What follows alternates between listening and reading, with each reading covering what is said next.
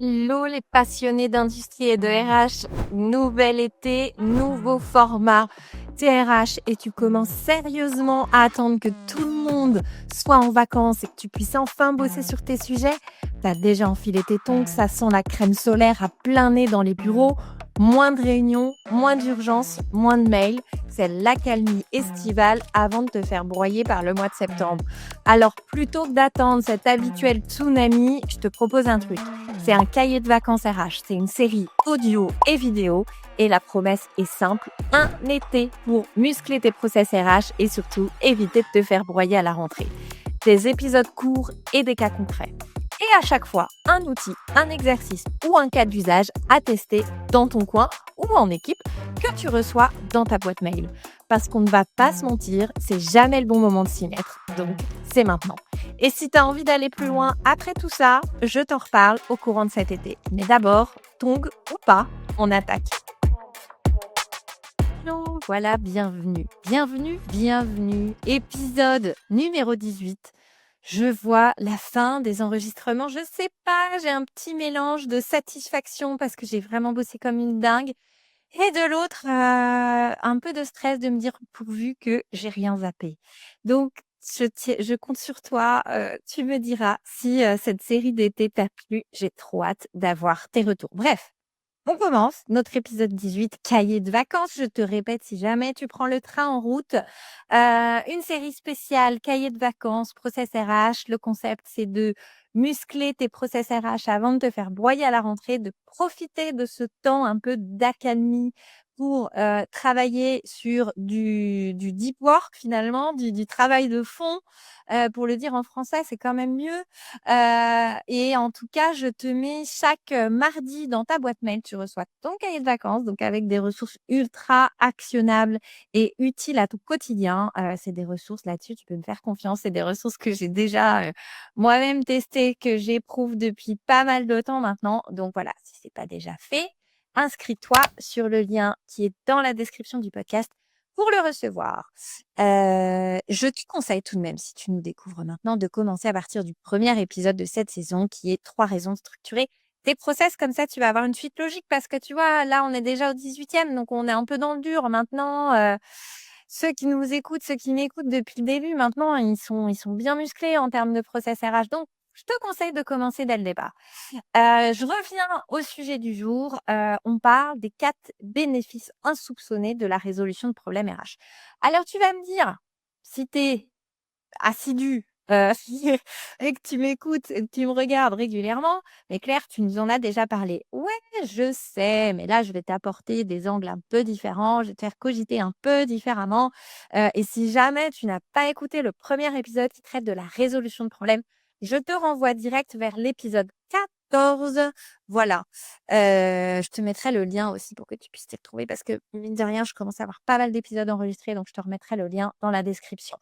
Allez, la résolution de problèmes, est-ce que c'est un levier à exploiter ou pas et de quoi on parle?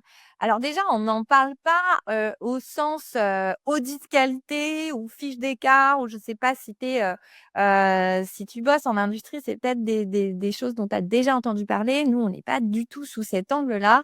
Moi, ce que je veux te présenter, c'est quelque chose qui te soit actionnable, utile dans ton quotidien, sur le terrain, accessible, structuré, voilà, quelque chose qui te soit utile.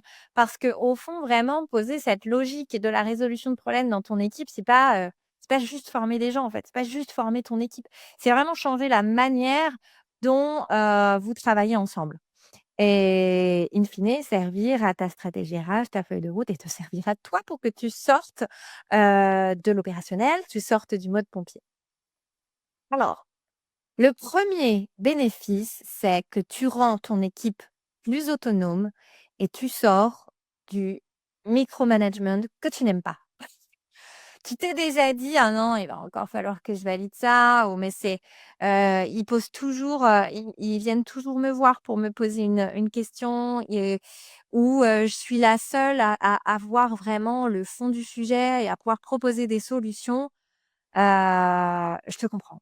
Je te comprends. Je suis aussi passée par là et c'est vrai qu'à chaque fois qu'il y a quelqu'un qui toque dans ton bureau, que toi tu es penché sur un sujet de fond ou sur ton job, en fait, et qu'on toque à ton bureau pour venir te poser une question, te soumettre un problème, enfin, c'est un côté usant. Alors, pourquoi on fait ça? D'où vient, en fait, cette tendance à venir te voir directement lorsque ton équipe rencontre un problème ou tes managers, hein, parce que ça marche aussi dans ce sens-là? En fait, quelque part, on le nourrit un peu. Si on est vraiment honnête, c'est qu'on le nourrit un peu parce qu'on aime bien, il y a une partie de nous qui aime quand même bien cette sensation d'avoir un problème et de dégainer une solution. Donc ça, je pense que c'est le premier point. Sauf que c'est un piège. Parce que résoudre un problème, c'est pas forcément réagir vite. Parce que le risque, c'est de trouver une solution au symptôme, pas à la cause. Donc, forcément, ça va résoudre dans l'instant T parce que tu vas trouver une solution. Je ne sais pas moi, il y a, Jean-Michel qui devait prendre son poste, ce matin, il est pas présent. Enfin, je te prends je sais pas, c'est le premier exemple qui me vient là comme ça chaud. Jean-Michel est pas présent, qu'est-ce que je fais? Est-ce que je peux appeler l'agence d'intérim ou pas, pour le remplacer? Bon, forcément, toi tu vas dire oui ou tu vas dire: «Bah tiens, sinon, tu peux peut-être voir avec tel manager, hier il m'a dit que possiblement il avait moins de charges aujourd'hui». Ça peut être un exemple de la vie de tous les jours. Tu as une solution, tu réagis vite. Il y en a besoin, je dis pas. Le problème, c'est que ça risque de se répéter si tu ne traites pas le sujet de fond. Pourquoi Jean-Mich, il est pas venu? Il est là le sujet de fond. Donc, résoudre un problème, c'est savoir analyser, poser une hypothèse, proposer, arbitrer. Et donc, il y a des outils super simples qui peuvent aider. Je pense, j'ai pas inventé l'eau chaude, hein, en vrai, tu vas les connaître, hein. Je pense au QQO, QCCP, je pense aux 5 pourquoi, je pense pour des projets plus structurants aux mini projets à 3 dont je t'ai déjà parlé dans un des épisodes précédents. Tu leur donnes, en fait, tu donnes à ton équipe la structure pour avancer sans toi, pour avoir ce mindset de analyser, et proposer des solutions et réagir, en fait, face aux problèmes. Et en fait, c'est tout sauf accessoire. Tu ne vas que y gagner, du temps et surtout, c'est comme ça que tu fais vraiment progresser ton équipe dans l'autonomie. On ne naît pas autonome, en fait. Donc après, la question à se poser, c'est qu'est-ce que tu attends dans l'autonomie de ton équipe? Quel est le niveau décisionnel que tu leur souhaites? Est-ce que tu souhaites, sur certains sujets, tu leur dis: «Bah, vous avez carte blanche, vous pouvez tester vos propres solutions et cetera», ou de poser le cadre de: «Bah, là, c'est la limite de ce que vous pouvez tester. Vous m'apportez des pistes de solutions et on en discute ensemble». Tu peux avoir différents degrés, mais c'est intéressant que tu puisses te poser cette question-là. Le deuxième bénéfice, c'est que, en fait, tu fais aussi monter leur niveau d'analyse. Il n'y a pas que l'autonomie derrière la résolution de problèmes. Alors oui, tu peux, les envoyer, dans une formation vite fait, bien fait, mais en fait, ce qui va vraiment transformer le mindset autour de la résolution de problèmes, c'est de les mettre en situation sur un vrai irritant RH et de l'inclure dans tes routines pour que tout le monde prenne l'habitude, tout simplement. Heu, donc si tu as des vrais sujets RH, je sais pas, tu as un turnover récurrent, enfin un turnover important et récurrent sur, les opérateurs de nuit, tu as un taux de rupture très important sur, tes périodes d'essai, tu as une difficulté dans le process de recrutement parce que, les managers décidément j'accuse beaucoup les managers en ce moment, mais parce que tu as, du mal à avoir le retour des managers une fois que les shortlists sont envoyés. En fait, le but, c'est pas de former à l'outil, c'est de développer leur posture de RH et de développer leur capacité à analyser en profondeur les problèmes et pas à juste répondre aux symptômes. Voilà, je pense que vraiment, c'est ça le truc. Et tu vois, dès la première réunion, je t'ai préparé une ressource, dans un épisode précédent qui est, le rituel caillou dans la godasse. Moi, je l'ai fait au sein de mes propres équipes, mais aussi au sein de mes clients. Et en fait, mais vraiment, il y avait un avant-après. Au début, c'est un peu douloureux, mais dès lors que tu viens ritualiser le truc, moi, je te jure qu'à force, le lundi matin, toute mon équipe avait mis ses problèmes rencontrés, des propositions de solutions, on en discutait en équipe, ça nous prenait 2 secondes et OK, on est d'accord, vas-y, écoute, teste, on verra bien. Et c'est vraiment enfin, je trouve que c'est vraiment un truc super. Et ce que ça apporte aussi à l'équipe RH, c'est quelque part, tu autorises le droit à l'erreur. C'est de transformer le problème n'est plus un problème quelque part. Le problème devient une opportunité de grandir, une opportunité d'améliorer et donc tu leur ouvres le droit à l'erreur, tu leur ouvres le droit de tester, tu leur ouvres et tu les autorises quelque part à faire des erreurs. Et en vrai, même si, on peut le dire comme ça à la volée, évidemment, ça arrive de faire des erreurs et cetera. Là, tu mets en place une méthode, un mindset qui fait que ce que tu dis sera vraiment porté. Donc tu viens tenir ta promesse en créant cette culture de la résolution de problèmes et je trouve que c'est, hyper pertinent et moi, ça m'arrivait souvent, voilà, mon équipe, elle me proposait des solutions. Je dis: «Écoute, moi franchement comme ça, c'est pas forcément celle que j'aurais choisie, mais tu as peut-être raison, donc teste et puis on se redit la semaine prochaine ce que ça a donné ou dans 2 semaines», enfin en fonction du sujet. Et en fait, bah, de fil en aiguille, c'était très OK que mon équipe, qu'un membre de mon équipe revienne et me dise: «Bon, bah, franchement, c'est un échec total, ça a pas du tout pris comme ça. Bon, bah, OK, c'est pas grave, on sait que ça fonctionne pas, c'était pas forcément le bon angle, mais on va faire différemment et on finira par résoudre le problème, et ça va le faire».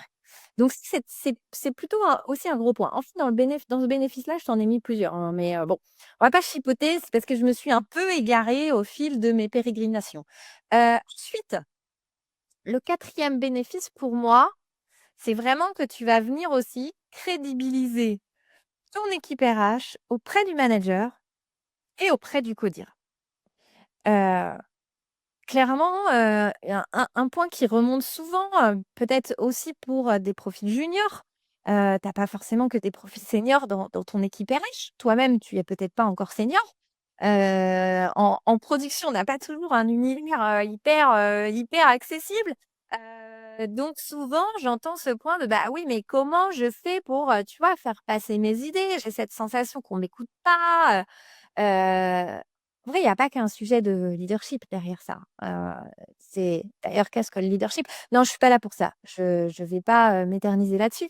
Mais si tu veux que tes managers sollicitent le service RH comme un vrai partenaire, utiliser cette méthode de la résolution de problèmes, franchement, c'est, ça change la vie. Avec eux, tu vas repartir: «OK, dis-moi, toi manager, Jean-Michel le manager, quel est ton irritant réel? Quels sont les impacts? Selon toi, ça vient d'où?» Là, tu enchaînes, tu fais un QQO, QCCP ou une méthode des 5 pourquoi, pour analyser d'où vient le problème en profondeur et ensuite, ensemble, vous allez, définir les pistes de solutions et cetera et cetera. Encore une fois, en production, ils sont très coutumiers de, la résolution de problèmes. Tu dois le savoir, généralement, il y a des formations assez régulières ou s'il y a un service amélioration continue aux méthodes dans ta boîte, tu peux être sûr qu'ils ont formé, la ligne managériale à la résolution de problèmes. J'en suis sûre. J'en mets ma main à couper. Bon, je sais pas, je tiens ma main quand même. Mais de manière générale, avec un bon niveau de maturité industrielle, franchement, ça, c'est OK. Et donc là, tu fais pas juste avancer sur tes projets RH, en fait, parce que c'est ça qui est hyper puissant, c'est que tu fais carrément avancer l'organisation et tu vas dans le sens de l'organisation.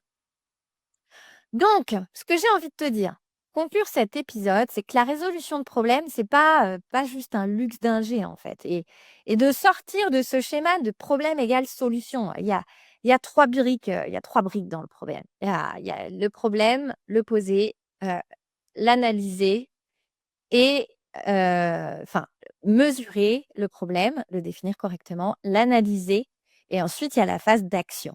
Voilà. Donc louper la phase d'analyse, à mon sens, c'est forcément louper les bonnes actions.